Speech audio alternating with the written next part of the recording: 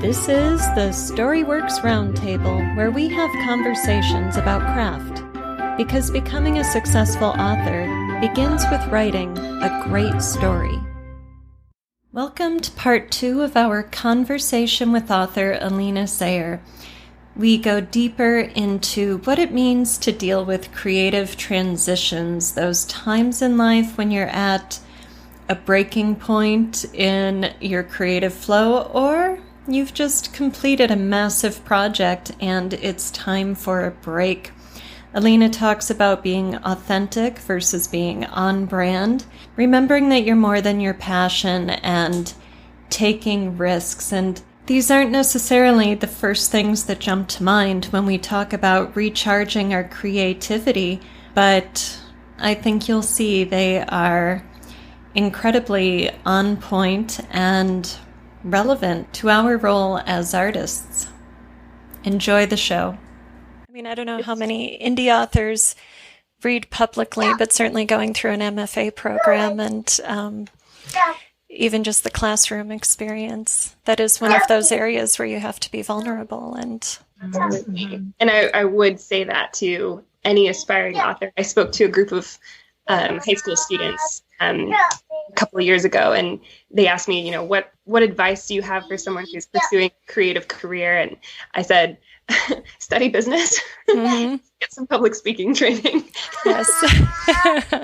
The writing education goes without saying. Write a lot, but for someone who really wants to be a professional author, especially an indie author, you can't have too much knowledge of how money works and how speaking works. Yes.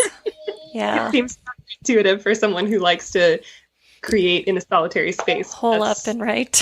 Yes. Just some very practical skills that help a lot when it comes especially to making the books public and marketing them. So. Yeah.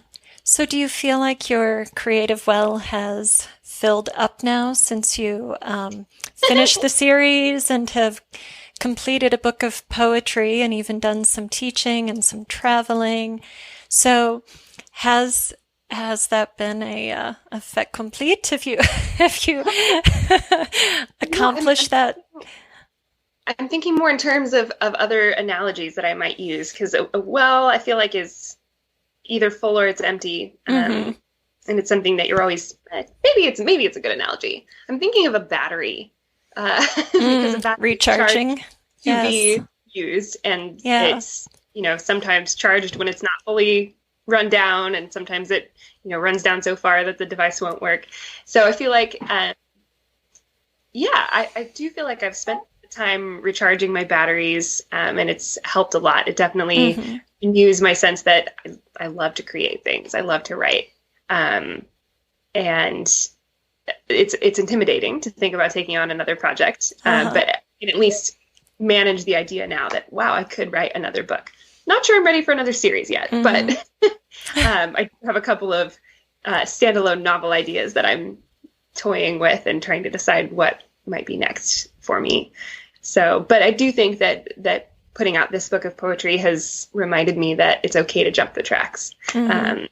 And that whatever I write next doesn't have to be, on brand or like what I've done in the past. It can be what feels authentic, and it can be, and that's okay. In fact, that's good. Keep telling myself that. Yeah. So what are the tools or steps, or now that you've gotten there, now that you've taken that journey of recharging the battery, looking back on it, what are the things you did or experienced that you would advise other people to pursue if they're in that place of needing to recharge? That's a great question. And I don't know that I could boil it down to steps. I do think that it comes down to remembering that you're a human. As in any career, you're more than what it is that you do for a job. And even though writing is a passion, you're still more than that passion.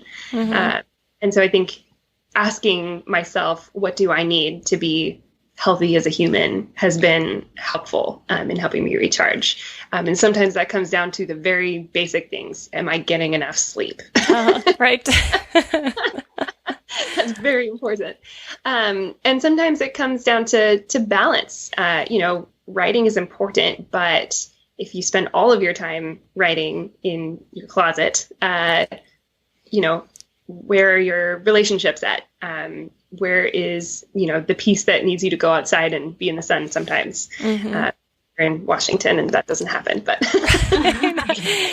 go outside in the fog and the drizzle. Right, totally. I'm in California, there's sun. So just kind of asking myself, what are the pieces of life and how am I doing at balancing them out with each other is a big part of helping the writing juices stay flowing. Right. That's been good. And I think realizing too that when you go to write something, that's not coming out of a vacuum. It's coming from, for me, places I've been, people I've met, thoughts I've had while I've been in the midst of those adventures, even tough things like teaching high school for a year. And so, I tend to live with the inner critic voice a lot who says, oh my goodness, you're not writing anything right now. Yes. That means you're doing anything. And pushing, acknowledging, hey, voice, thank you for that input, but I'm actually, taking care of the person out of whom the writing comes. Is just an important inner conversation to have there. I don't know why writers tend to have an overinflated inner critic, but I've noticed that. Yeah. And doesn't a lot of our self-worth come from that creative process and therefore production, creative production? Sacrificed some of the more traditional markers of success to pursue writing. And so there's a sense that if I'm not writing every minute, then I'm not achieving those markers that I gave up many things to achieve. Sentence sounded circular. I'm not doing what I sacrificed to achieve. And yet there is no person in any career who can do their career full time and still be healthy and have longevity in that career. Yes, exactly. So, taking time to care for yourself as a writer is an overlooked and important part of the process. It is, definitely. Catherine, I'm gonna call on you here. Was there anything in the TEDx talk or anything about recharging that you want to add or ask about? Or I don't know. I feel like I resonate very much with where you're at in different things. Like I've gone through stages in my life, not necessarily writing, where it feels like, okay, I've reached the end, the sit, done, lay down on the couch and not exist for 3 months and then hate myself the whole time because I'm not doing what I wanted to do. Right. And I feel like that refilling the creative well, that balance is something that you kind of have to learn for yourself. Like everybody has a little bit of a different recharging state. And just personally in the last 6 months, I've found that I cannot write on the weekends. Those have to be days for me to just rest. But then that means that I get stuff done during the week. And it's not always writing. I have other stuff going on, little toddler things going on. But yeah, I think knowing yourself is so hard. And I think we get so wrapped up in, like you said, the success of our own brain. What does that success look like for me? And we forget to focus on what does my success for today look like, or what does my success for tomorrow look like. So I really love what you're talking about. And I love that you took a couple of years. It's been a couple of years, right? Yeah. Yeah. It's been 2 years since I published my 4th book. Right. And it's okay. And you're not sitting there saying, I'm not a writer, or I haven't, it's, I needed this time to breathe and to speak into myself again, which is cool. You can't just always have the deep things happening all the time. Burnout is real.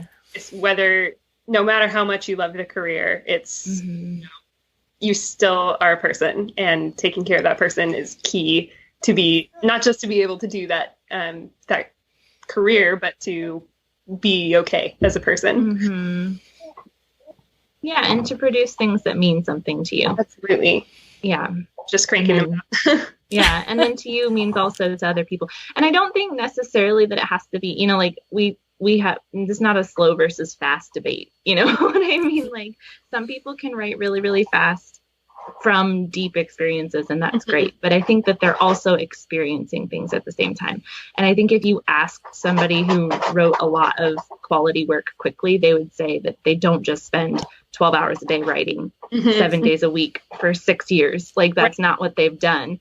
I'm sure that they've had just the same amount of like getting the balance or finding those things that fill them up or allow them the time to let their brain think, which is, I think, a lot of times for me, I forget that my brain needs to think and process and move things. I can't just sit and type and type and type and type and type. It's appropriate timing. I don't do NaNoWriMo partly for that reason. Yes. I always toyed with the idea like, oh, wouldn't it be great to write a novel in a month? I know you've done that before. But November has never been a good time to try to write a novel. Right. I don't know that I could crank out 50,000 words in 30 days without taking time to walk away and think. That's my process. So and this is where I have to put my hand up and say, I'm sorry, I'm a really fast drafter. And I feel bad for it. Like, so just lately, like I write from 6 o'clock in the morning to 7 o'clock in the morning every day, Monday through Friday, period. That's it. That's my writing time. That's it. That's all I get. Right. But I can crank out 2,500 words a day.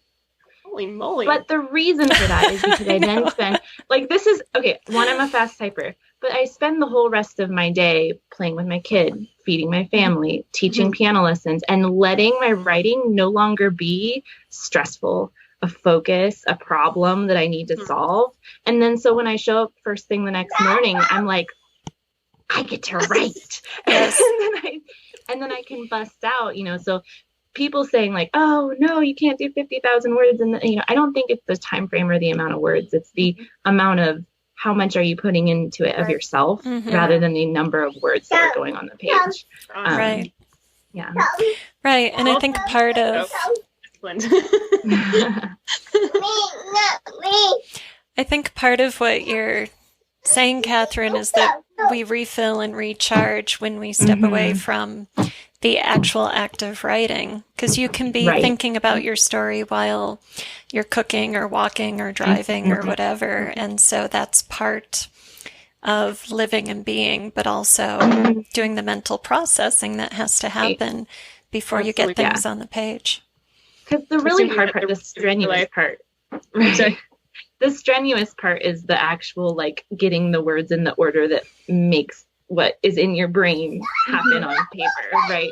So we can sit in our imagination all day long and your brain won't necessarily be tired. It's the act of recording it for other people to understand that's hard. Yeah, especially if the outside work that you're doing is so mentally strenuous that by the time you sit down to write, there's not much juice left for that.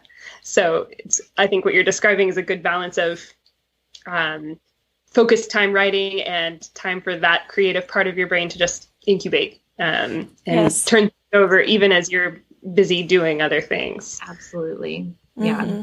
Now, in your TEDx, Alina, you had said something really interesting. You said you had been writing from your past experiences, and now it was time to go get more experiences for your future writing. And my partner heard the TEDx and he said, well, but if you're only writing from your experiences, like, and I was like, no, it's like emotional truth. It's not all the factual exact, right? But then I was like, well, that is a really interesting point.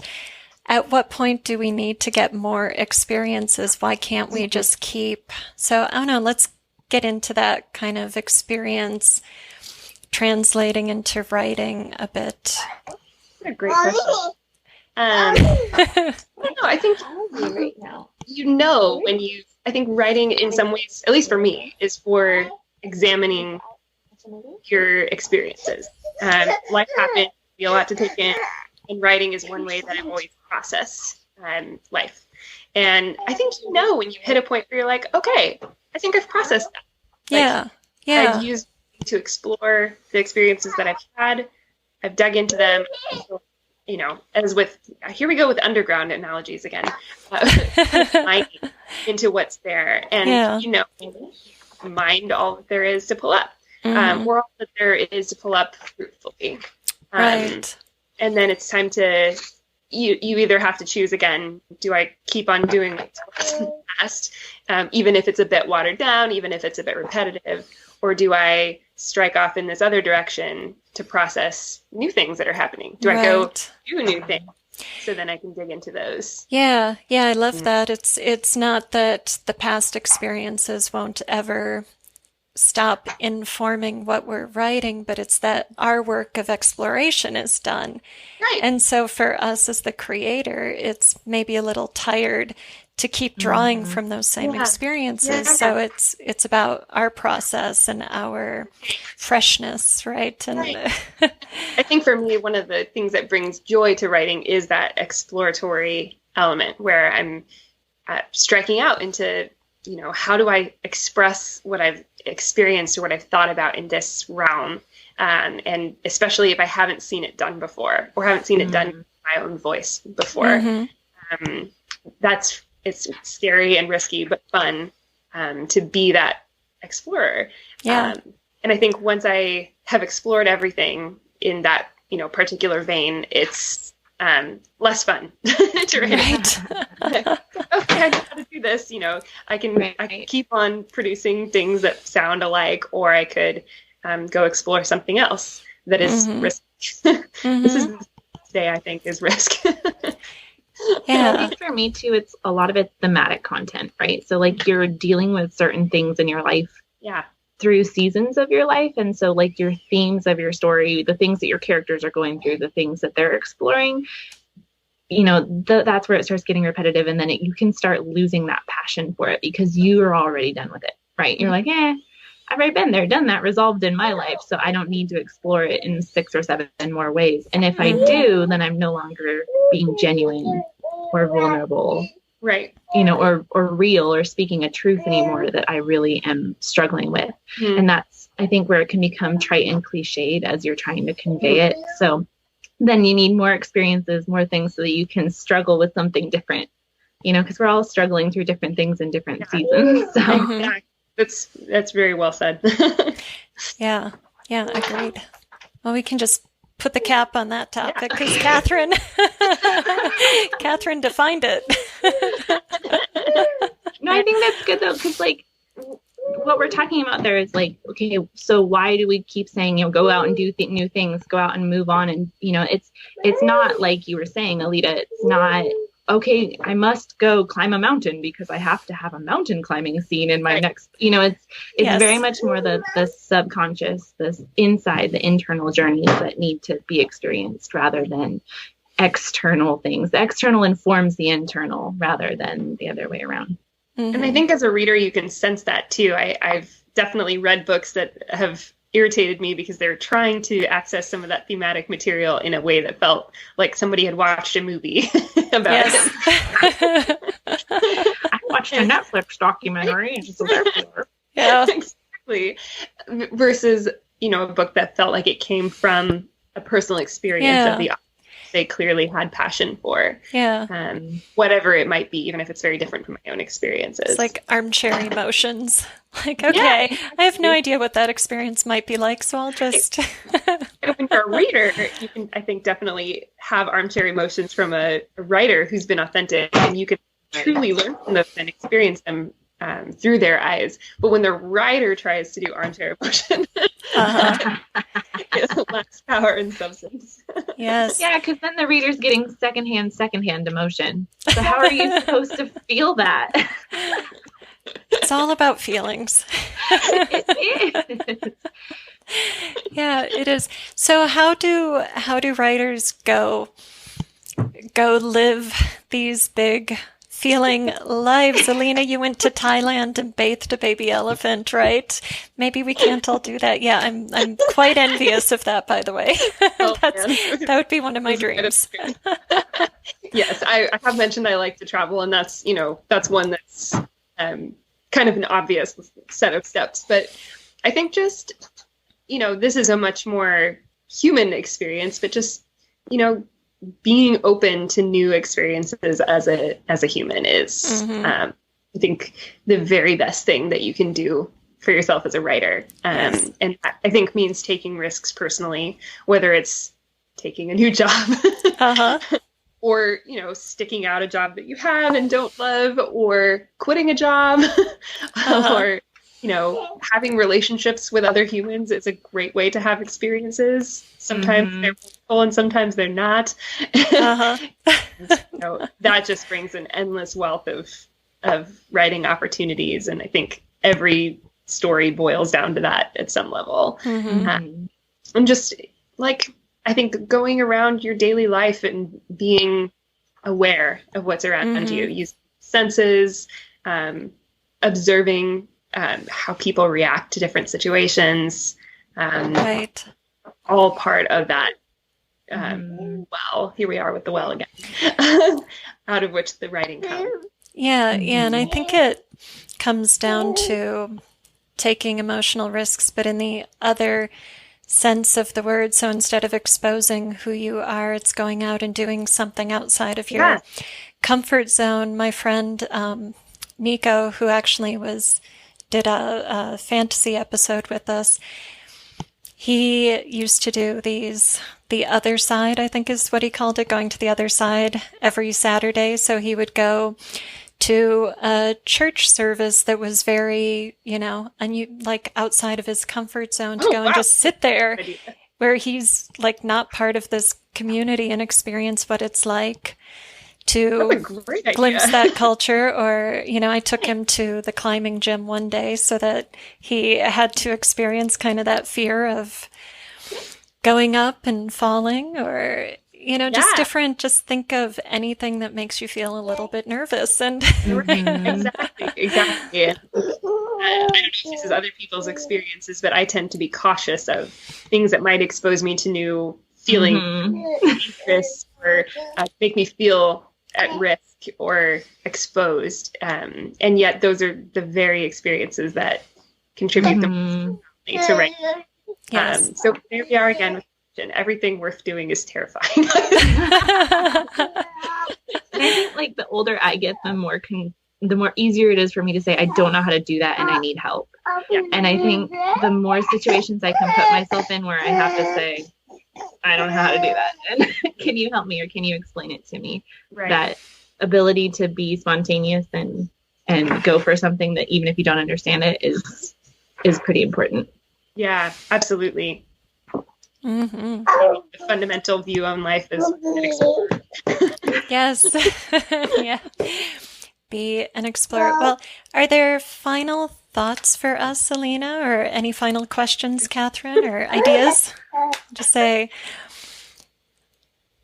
I think just realizing that, as in writing, life is full of adventure, and staying open to that is a recipe for both being a healthy human and a healthy writer. Yeah, I love that. Be a healthy writer. Yes. Come out of the cave and experience the light once in a while. Little talked about, but very, very important. Definitely. All right. Well, thank you again for joining us, and we will link to your website and your TEDx talk in the show notes. Hooray! It was so nice chatting with you both again. Yay. Likewise. Hey, we'd love to have a rating or review on your podcast distributor of choice, whether that's iTunes, Stitcher, or some other. If you'd like to head over there and just leave whatever rating and review you'd like to, it would really help us keep the podcast going. Thanks so much. Thank you for listening to the StoryWorks Roundtable. Find all our shows, show notes, and videos at storyworkspodcast.com.